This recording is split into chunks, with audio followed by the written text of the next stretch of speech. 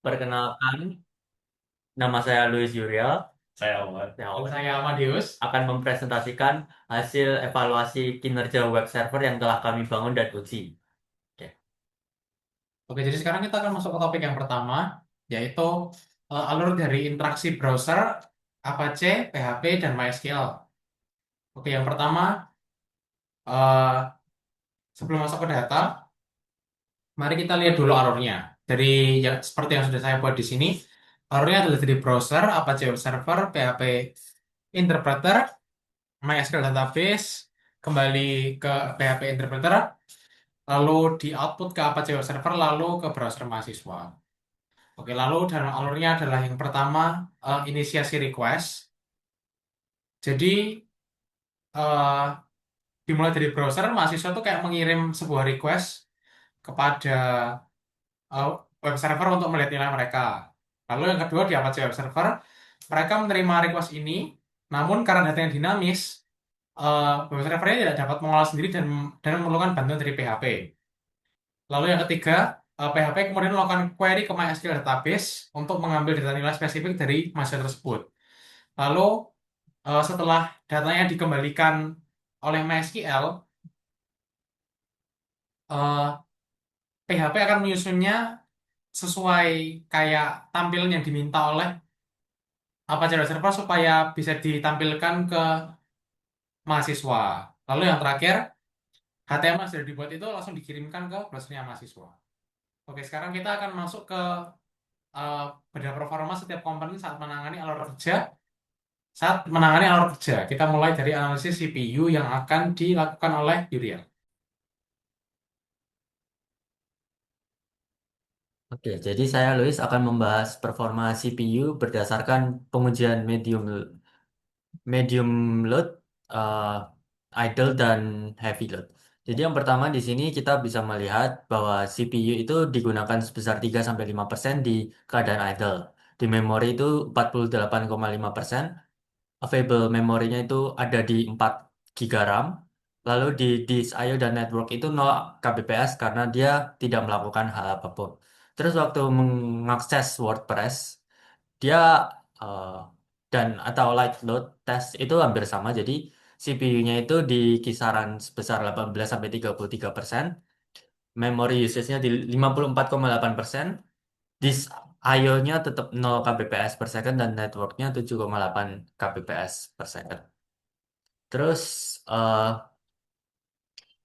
di sini ada salah satu yang aku pengen bahas. Jadi di sini di CPU-nya ini kan ada 6 CPU dan di garis orange ini itu ada CPU yang besar, tapi apa kayak dia melonjak tinggi, tapi yang lainnya itu tidak melonjak tinggi. Nah itu dikarenakan karena adanya membuktikan bahwa aplikasi kami itu bersifat single threaded bottleneck. Nah, jadi dia makan apa ya? Jadi dia kayak melihatkan grafik yang satu CPU-nya ini tinggi karena dia cuma memakai satu CPU itu. Nah, kesimpulan di CPU ini masalah utamanya bukan di disk atau weight atau database, tapi di kode execution-nya PHP membutuhkan daya komputasi yang besar untuk merender HTML. Nah, jadi kita akan bakal masuk lagi ke di medium load test ini. Di medium load test ini CPU-nya ini dituliskan 5-16%, tapi sepertinya ada kesalahan. Terus di memorinya ada 68,9% dan available memorinya itu di 4 GB RAM sama seperti tadi. Terus di heavy load test ini dituliskan CPU-nya di 36-67. Terus memory usage-nya di 72%. Eh, lalu di available memorinya tetap di 4 GB RAM dan networknya di 55 kbps. Nah, di sini di heavy load test ini menunjukkan bahwa kita menggunakan CPU usage dan memory usage-nya itu paling tinggi. Jadi memang paling diberatkan ini di heavy load test ini. Oke, terima kasih. Saya akan lanjut eh, akan dilanjut oleh teman saya Owen. Oke, jadi saya akan melanjutkan ke database performance test.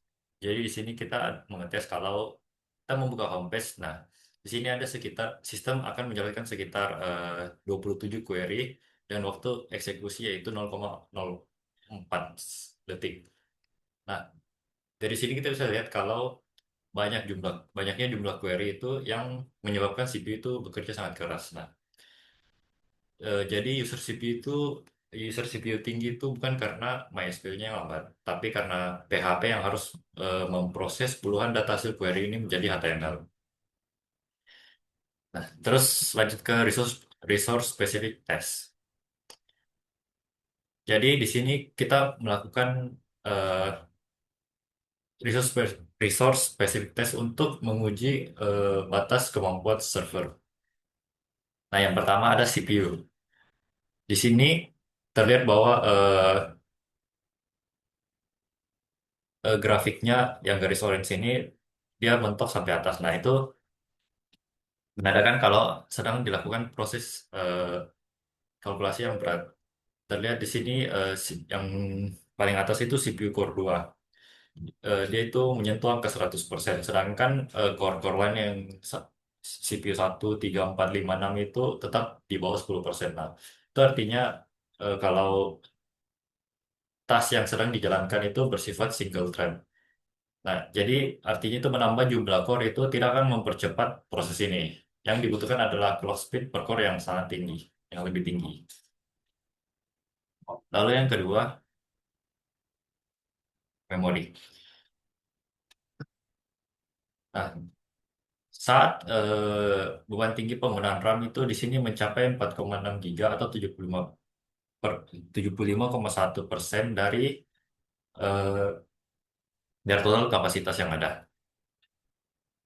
Grafiknya itu berupa garis merah lurus yang artinya penggunaan memori itu stabil. Tapi di indikator swap ini yang not available itu dengan RAM yang sudah terpakai 75% dan tanpa cadangan swap di disk. Nah, server ini berada di ambang out of memory yang bisa dibilang akan crash jika ada lonjakan traffic yang mendadak. Lalu selanjutnya ke network. Nah, di sini terlihat kalau eh, sedang ada proses transfer data sebanyak 916 megabyte. Tapi kecepatan transfer itu hanya sekitar 300 KB per second. Nah, itu menandakan kalau sistem ini sedang mengalami stress test. Kecepatan transfer yang menjadi lambat ini bukan karena internetnya yang lambat, tapi karena sistem CPU atau disknya itu tidak sanggup memproses data yang masuk lebih cepat dari itu.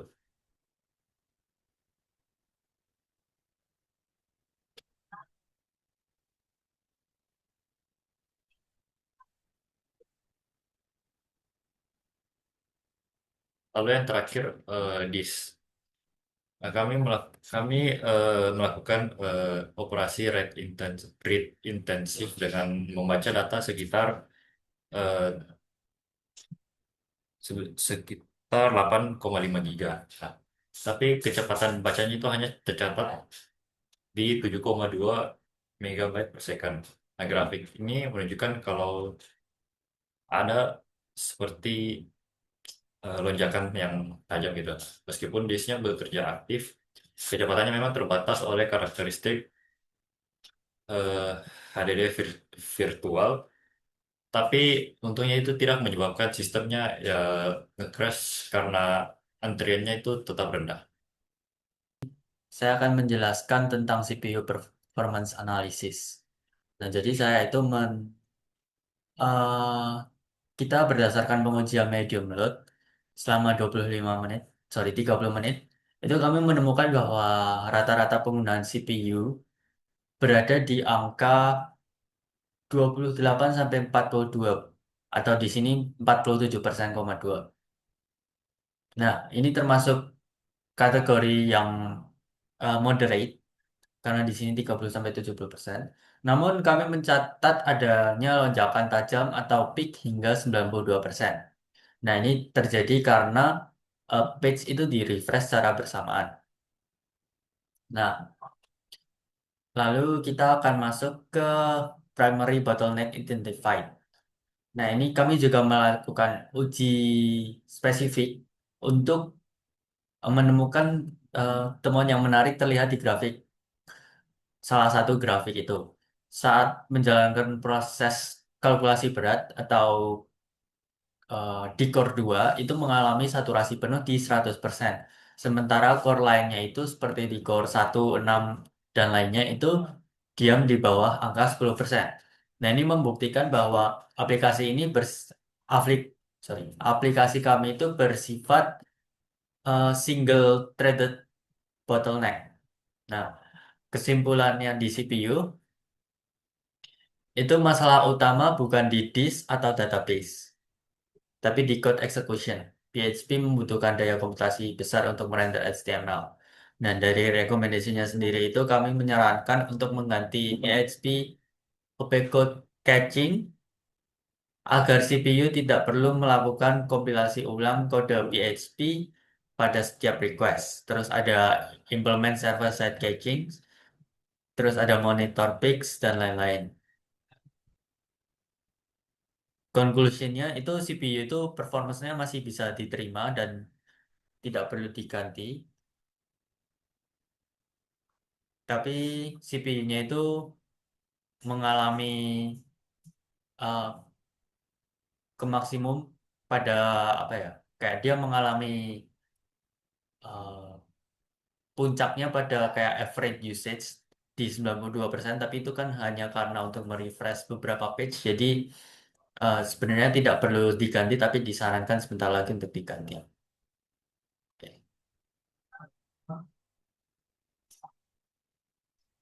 Sekarang akan lanjut di memory performance oleh Owen. Oke, saya akan menjelaskan mengenai memory performance analysis. Oh ya, di sini terlihat bahwa sistem saat ini tuh beroperasi dengan penggunaan memori sebesar 71,7%, yaitu 2,8 giga dari total 3,9 giga. Nah, meskipun dikategorikan sebagai moderate, sisa ruang geraknya sistem ini itu cukup terbatas, yaitu hanya 1,1 giga atau 28,2% dari totalnya. Nah, penyebab tingginya penggunaan RAM itu karena overhead dari sistem operasi. Jadi Ubuntu dengan desktop environment itu memakan basis memori yang besar, yaitu sekitar 2 giga hanya untuk menyala. Terus beban tambahan sebesar 1 giga itu datang dari aktivitas web server dan browser saat pengujian berlangsung.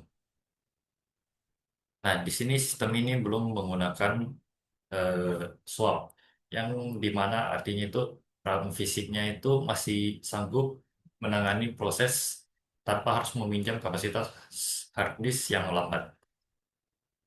Nah, pola memori juga berfluktuasi normal, yaitu sekitar 68 sampai 74%, dan tidak menunjukkan tanda-tanda kebocoran memori.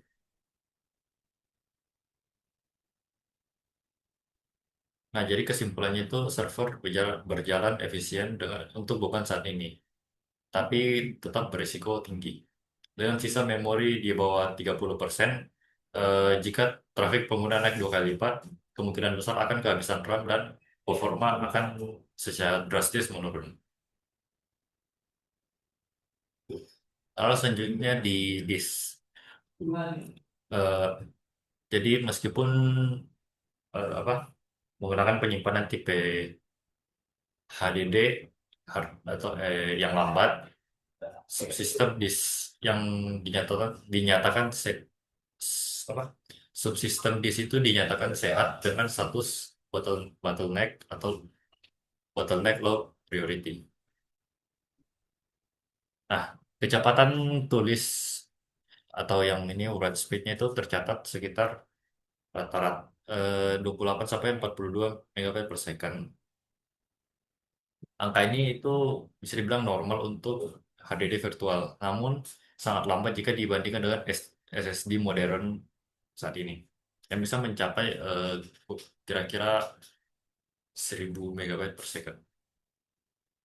Nah, meskipun disknya itu lambat, sistem tidak terasa lambat karena IO-nya itu IO weight-nya itu sangat rendah, yaitu di bawah 1%. Rahasianya itu ada pada RAM caching-nya. Sistem operasi Linux itu dia menggunakan sisa RAM untuk menyimpan data yang sering diakses. Akibatnya, sistem jarang perlu membaca data langsung dari fisik HDD. Aplikasi saat ini itu terbebani dari CPU, bukan di disk. Jadi, kesimpulannya itu, disk HDD yang lambat ini eh, tidak masalah saat ini karena RAM-nya itu bekerja sebagai cache-nya. Namun jika aktivitas tulis atau write itu meningkat drastis, nah, maka disk ini akan menjadi sebagai penghambat utama.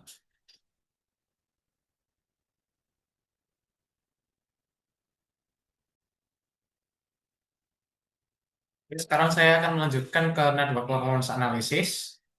Eh, jadi di sini kami menggunakan tes scenario medium load dan juga single user multiple page. Lalu tes ini dilakukan selama 30 menit. Di sini max bandwidth yang kami miliki adalah 1000 Mbps. Namun yang terlihat dari hasil tersebut adalah hanya 6,2 Mbps yang digunakan. Sehingga ini bagaikan menggunakan jalan tol namun hanya menggunakan satu jalur. Sehingga ada sekitar 993,8 yang masih belum digunakan. Headroom-nya masih tersisa 993,8.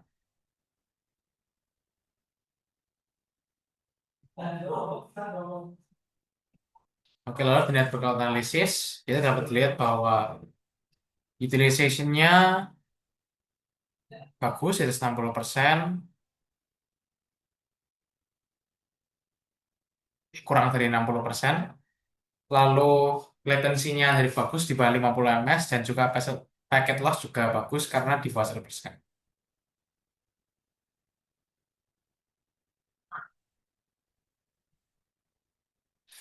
Di sini hal ini terjadi karena ini tuh menggambarkan bahwa hanya sedikit yang digunakan dari 1000 Mbps karena dilakukan oleh localhost yang menyebabkan hampir no latency.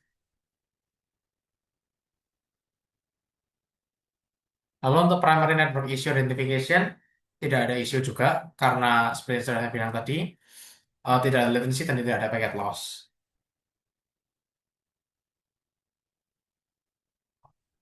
Lalu comparison dengan baseline-nya yaitu networknya hanya mentransisi sedikit dari nol yaitu saat tidak melakukan apa-apa lalu hanya naik sedikit 0,62%. Lalu untuk rekomendasi yaitu enable HTTP 2 karena apabila menggunakan HTTP 2 bisa meningkatkan efisiensi multiple request dalam single connection yang digunakan. Lalu juga mengurangi overhead untuk image heavy page yaitu halaman yang memiliki banyak gambar. Lalu yang kedua adalah payload optimization yaitu mengompres gambar dan mengecilkan CSS1 JS yang digunakan untuk mengurangi data transfer yang digunakan untuk meload setiap page. Lalu untuk conclusion-nya yaitu network performance-nya dapat diterima, acceptable, dan priority levelnya low priority. Network ini adalah healthy, sehat, dan juga beroperasi dengan headroom yang masih banyak. Uh, Setelah hasil tes ini yang menggunakan plat medium dapat disimpulkan bahwa kerjanya itu tidak berat karena hanya menggunakan sekitar 0,62% dari 1000 Mbps yang bandwidth yang kita miliki. Tidak ada signs of congestion, packet loss, atau latency issue, dan network performance tidak bottleneck untuk sistem ini. Terima kasih.